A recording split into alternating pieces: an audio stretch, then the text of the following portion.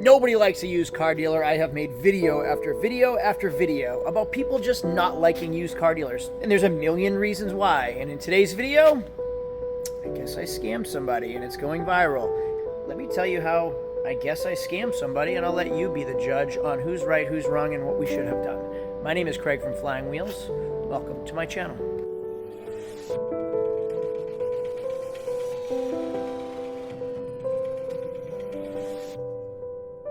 So years and years and years ago, I started a car dealership in New Hampshire. I have recently left that car dealership in New Hampshire to start over again in Florida. You'll see that it's sunny and the trees are nice. I am in a new building. This is not a typical background you're used to seeing.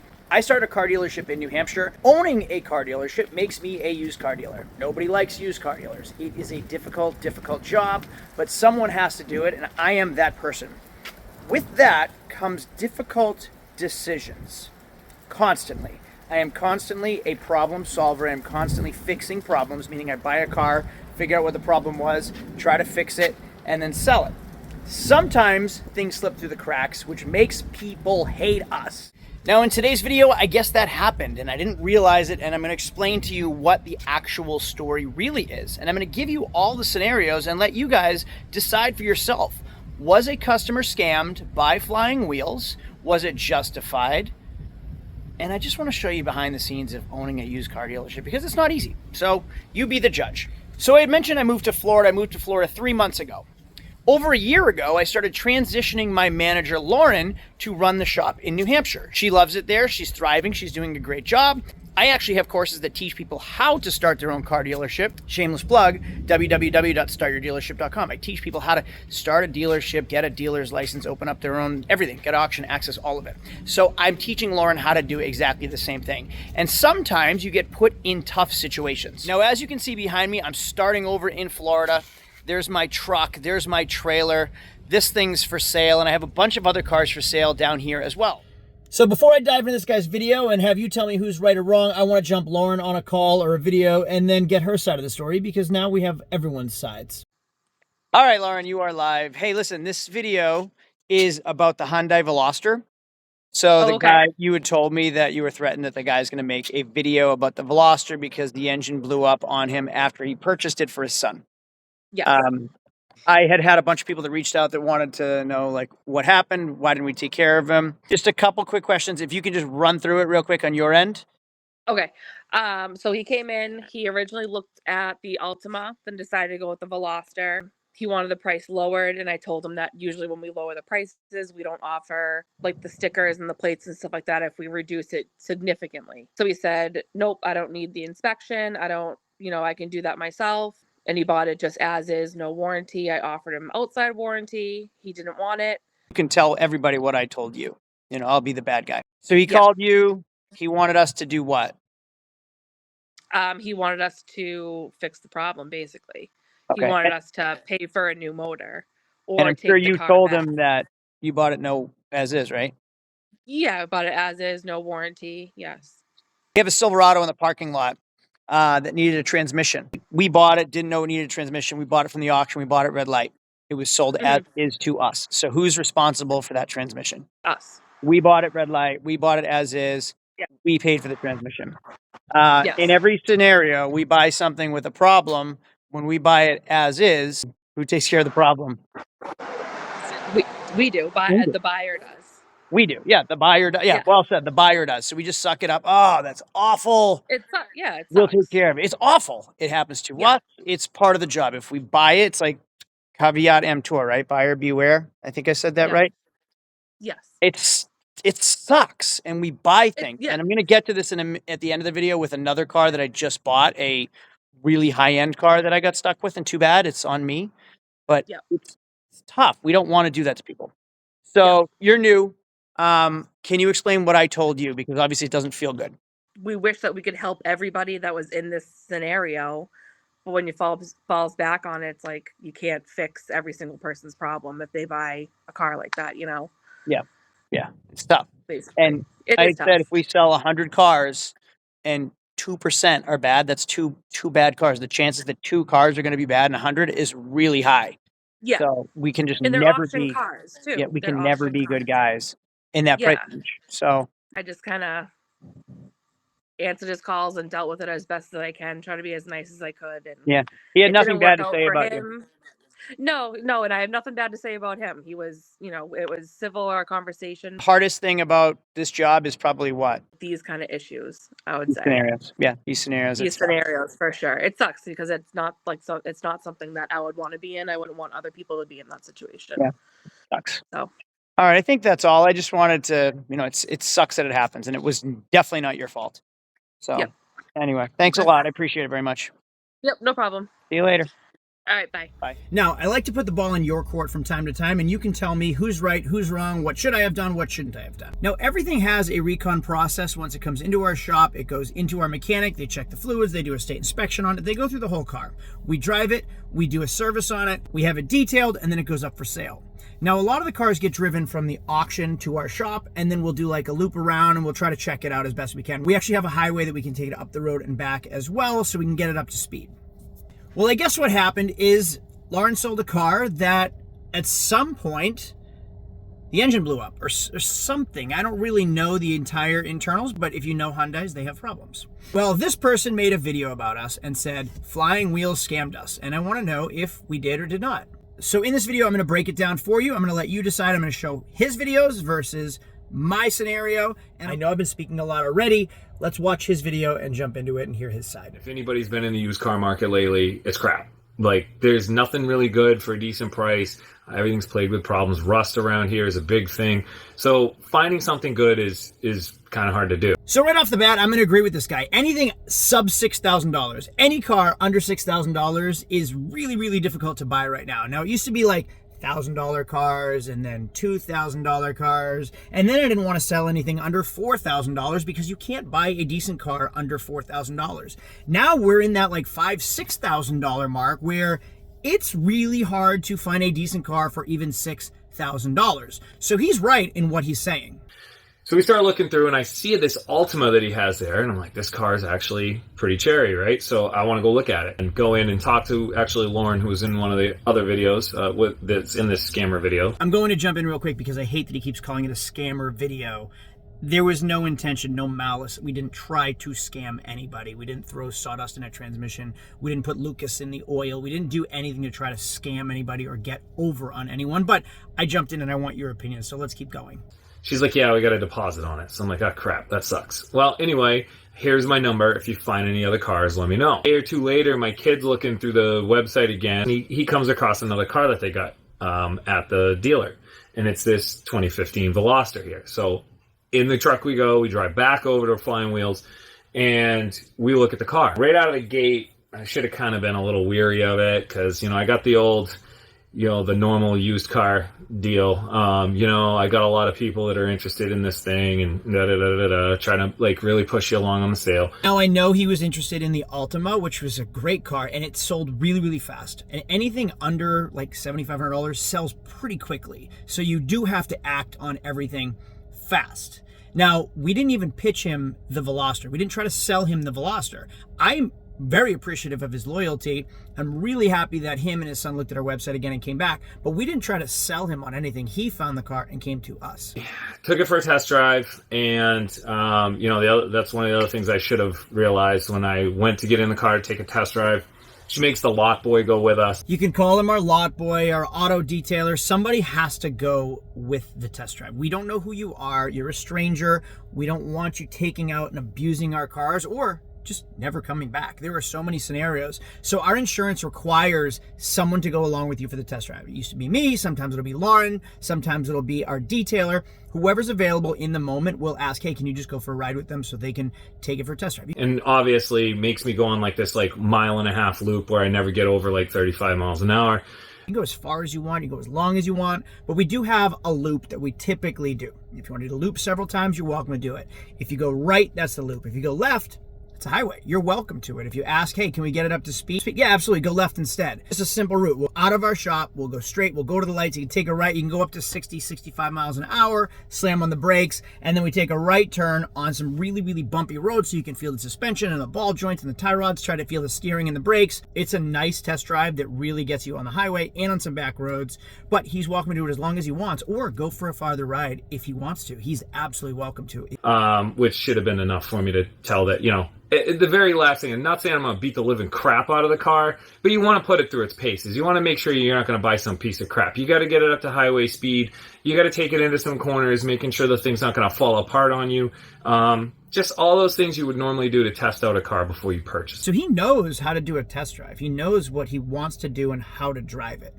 So he's already going into this as an educated buyer with some type of automotive knowledge. We get back to the dealership and I'm like, all right, how much is this car anyways? So she's like, $5,500. So I'm like, okay, well, what kind of warranty comes with the car? And she said, well, we sell all our cars with no warranty.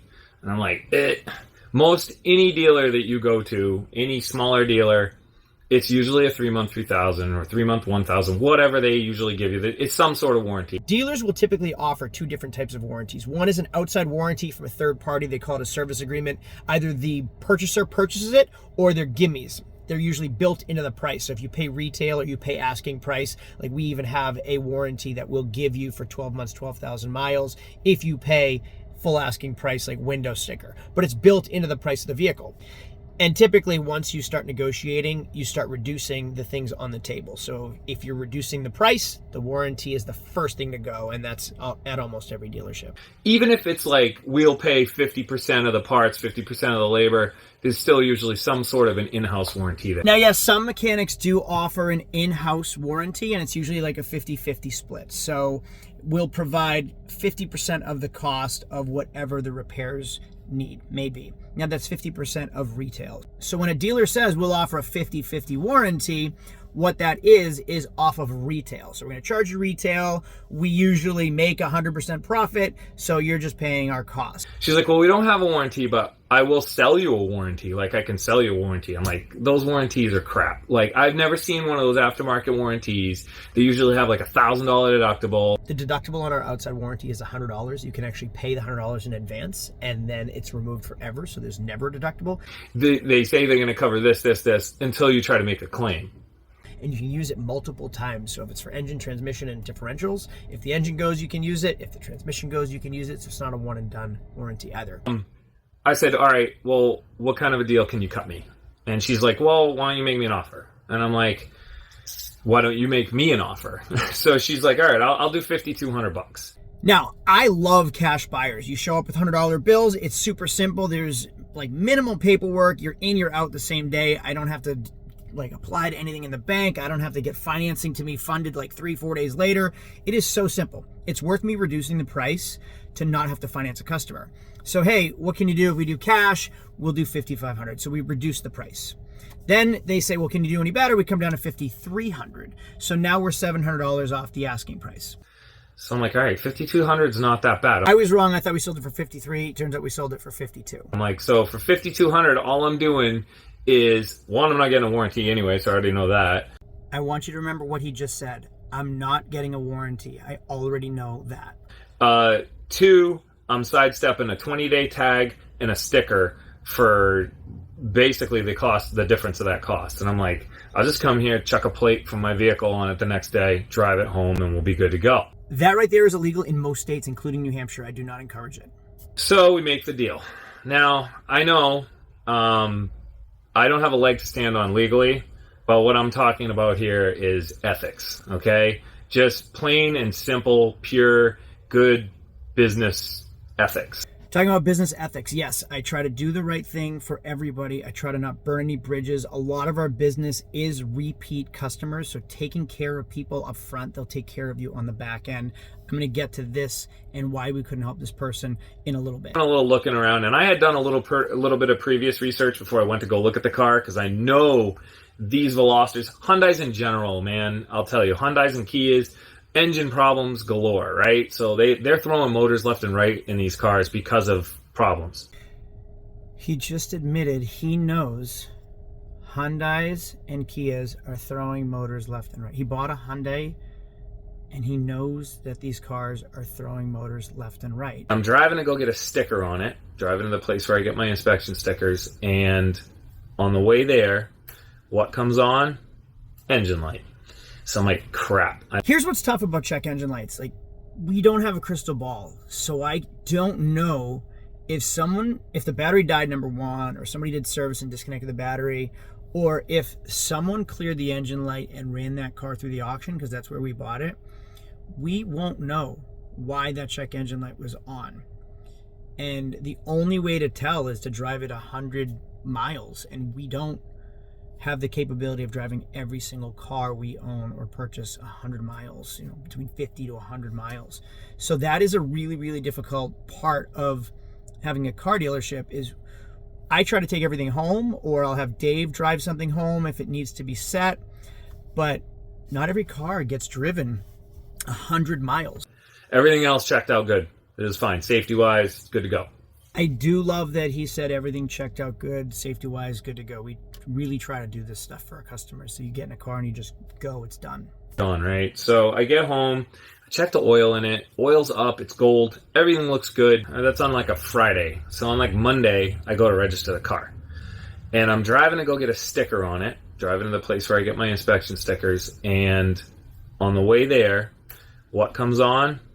Engine light. I turn around, I go back home, I scan it real quick, and it's catalyst efficiency under threshold. And I'm like, well, that's either a oxygen sensor or it's a catalytic converter. I drive back to my inspection station and I talk to him, and he's like, yeah, you don't have enough, you haven't achieved readiness, you haven't driven this thing enough, sticker wise, it's not going to pass for emissions.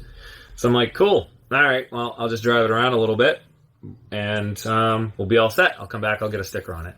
Your MIL multi-indicator light, multi-function indicator light, is your CEL, your check engine light can come on. It can come on for 1,000 different reasons, and you can still drive 99% of the time.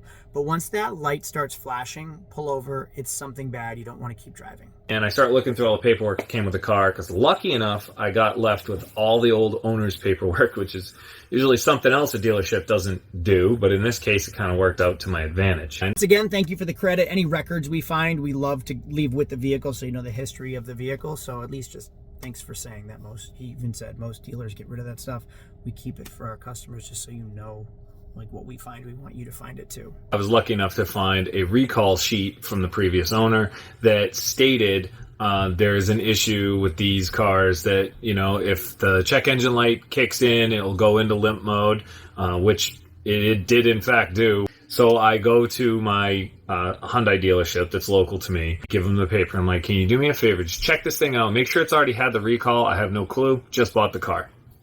Guy checks it. He's like, yeah, it's already had a knock sensor, and it has had been updated. If you can do me a favor and leave it with me, we'll do another knock sensor, and there's even more of a newer update. So I'm like, perfect. And they check it, and they do some bearing clearance tests on it to make sure that, it's not that issue that's going on with these engines. I go to pick it back up. He's like, hey, man, you're all set. Passes the bearing clearance test. It actually sounds pretty good, comparatively speaking, to a lot of the cars that we see come in here. And new knock sensor updated, you should be good to go. I want to clarify again. So now he said that the Hyundai dealership said he should be good to go. If they say he's good to go and they think everything's okay and it wasn't, how would we ever know that something is going to happen to this car? Literally, the recalls were done and the dealership did repairs and said he should be all set. So I just don't know what we could have done farther or differently up to this point. I keep on driving it. We drive it for like another day and a half, 2 days. Boom, light comes back on. So the check engine light came back on. He took it back to the Hyundai dealership. The Hyundai dealership looked at it again and said it passed the clearance test. It doesn't qualify for a new engine. So that's awful. It's awful for everybody. And I'm going to explain what happens to us when it happens to us prior to the sale, or like if we buy it from the auction, that happens to us. I'll tell you in a minute. But the dealership said it's fine. So I get it. He just wants us to kick in. And I'm going to talk about that in a minute too. So now this right here is my pride and joy. This is a 2002 Ferrari 360 that I bought at an auction. I bought it as is because of the age, because it's over 20 years old. I also bought it with a really, really detailed description. So I knew what I was buying, even though I bought it sight unseen. But even though I bought it sight unseen, it was like an implied inspection to the vehicle. Problem is, this car overheats, like badly and quickly, really, really fast. Something is going on here. It looks like we're overheating from somewhere back there. That's bad news. I can hear it steaming. And then here we have a giant puddle of coolant. So I thought there was some type of recourse. So I called the auction to say, hey, this is happening. Can you do anything for me? Here's how the phone call went. There's more details in the email as far as procedure, policy, all that, but unfortunately with red light vehicles, they're sold as is, and there's certain things you can arbitrate for, but unfortunately mechanical concerns, including the engine and transmission, would not be one of them. Nothing. Too bad. I bought it as is. I have to suck it up. I bought it as is. I'm not going to defame the company. I'm not going to badmouth them. It is what it is. I bought it red light. To be honest with you, if anyone was scammed, I think I was scammed on a Ferrari. Clearly it overheats, and someone didn't announce that, but they used the as-is loophole over 20 years to scam me. That's different. And you know what? I'm still going to suck it up. There's no one I can cry to. There's no one I can complain to. It's too bad. And I'm still going to buy cars from the auction. I'm just going to learn my lesson and move on. It's a bummer. It happens.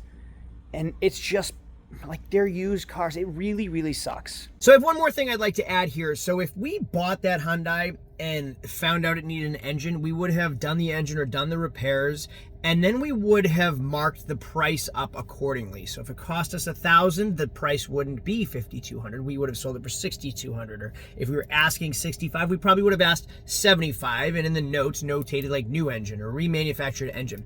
Whatever the cost is, we add to the price of the vehicle. That way we can make a profit, stay in business. Just like Lauren and I had talked about with the Chevy Silverado, I did a transmission on it so I don't sell a truck with a bad transmission. It cost me $3,000. Now there's a recall and a class action suit on GM right now, but I paid out of pocket to have that transmission done. I do the repairs ahead of time when I know, and then the prices are marked up accordingly to cover the repairs, to cover the cost. If I discount the car and then a customer comes back and says, hey, I want $1,000 for this engine, we didn't price it that way. You didn't pay our asking price. We negotiated down. You said you didn't want a warranty, so we took that off. We can't pull money out of nowhere and put it in the vehicle. It wasn't marked into the profit. We didn't make that much money off of it. So my question to you guys is, who was right, who was wrong? I obviously want to help people, but I'm in a position now where like we are strapped for cash. That car is a YouTube car. The Tesla is a YouTube truck. Like Flying Wheels isn't making a ton of money right now. We are just barely scraping by. So the Flying Wheels dealership in New Hampshire is living off of what they make. I'm not going to work in Florida to cover the expenses of Flying Wheels New Hampshire anymore. It should be covering itself or it doesn't, and that's it. So if there's something wrong with the car, yeah, I want to help him, but it's not in the budget anymore. During COVID, when things were great and we were making tons of money, I'd throw money to people all over the place and they'd still be unhappy with me and I'd still be the bad guy. Now we don't have that type of money anymore. We're like getting by like bootstrap budgeting because Lauren essentially has a startup business again. We can't just be handing out money to people anymore. It's not even a thing. It's not even in the bank account anymore. And I'm not going to take money from Peter to pay Paul. I'm not going to go make YouTube videos or take it out of a realty company to go pay somebody else on a charity. It's just not there anymore. And if you think about it in your situation, like you have money, you work for money. Are you going to work this job to go pay for this job? No. If this job can't supplement anything, it's not working. Flying Wheels is working. But if we're giving away money to people, we're not going to be working anymore. And that's like, people have the right to do inspections. They have the right to take it to other mechanics. And if they negotiate or they buy a red light or they do or do not buy a warranty, like there's nothing we can do. And there's just one more thing. Like if we warranty this guy's car after we said and agreed no warranty, where does it end? Now everybody is not going to buy a warranty. Now everybody is not going to get a warranty and expect a warranty. And who do you pick and choose to give a warranty to? No, you don't get it, but you get it. No, you get it, but you don't get it. You can't do that in business either. I can't give one person a warranty because I liked them and not another person because I didn't like them. Now you're being selective, and I'm pretty sure you're breaking rules that way as well. So if you warranty one thing, you're then going down this slippery slope where you have to warranty everybody from then on too. So you really have to be careful. This video is, I didn't even want to make this video. I didn't want to do it, but so many of you reached out. So thank you for the support. And then the people that were supporting him, good for you too. I don't want to burn bridges. I don't want to burn people. I don't want to be a dirty used car dealer. I don't want to sell cars with bad engines. I don't have a crystal ball. I can't see the future. That's why we offer warranties. That's why we either sell them as is or don't sell them as is. It just sucks. I hate this situation. And I just wanted to make the follow-up video because so many of you asked for it. Now, I have to say, I actually appreciate a lot of your support. A lot of you guys have really had my back. And I really appreciate in the comment section. Like Randy from Auto Auction Rebuilds reached out to me. A bunch of you guys reached out to me on Instagram. Thank you for that stuff. A lot of you reached out in my comments, in his comments. Just, it's really, really cool. And thank you. Now to this other guy, if you want to watch this video, you can watch this video. I hope it takes off for him. I hope it covers, like the YouTube revenue will cover the engine. I get it. I've made scam videos before. I don't think this was a scam. I don't think there was any malice or intention, and that would really be the scam. There wasn't. It wasn't there. It was just he bought it as is. Something bad happened. He wanted us to cover it. We said no. He feels slighted. Throw the scam term on YouTube. It's going to do well. That's the reason why. I hope it does well for him. And we'll hopefully cover the engine or something. I don't know. I wish the best for him. It just sucks. This job is really tough sometimes. I'll see you guys all later. Thanks for watching. Good night.